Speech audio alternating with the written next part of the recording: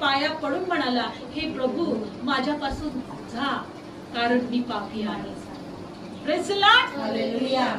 बघा, लक्ष घ्या. जेव्हा येशू त्याच्या जवळ आला, त्यांनी ओळखलं नाही. त्याच्या तारवात बसला, त्यांनी ओळखलं नाही.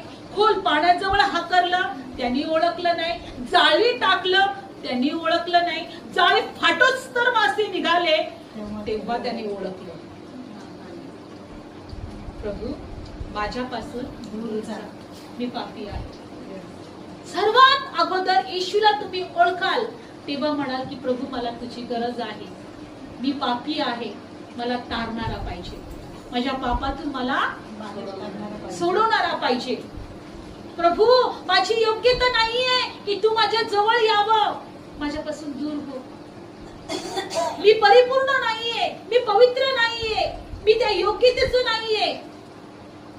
या ठिकाणी शिमोन म्हणत आहे मी पापी आहे, आणि तो प्रभूचा शिष्य झाला. कोण झाला? तो शिष्य झाला. तो शिष्य झाला. एक तो स्वतःला म्हणत होता मी पापी आहे, तो प्रभूचा शिष्य झाला. 12 शिष्यांपैकी एक. Praise the Lord. किती महत्वाची गोष्ट आहे. आणि बायबल सांगतं प्रभू येशू काय म्हटला,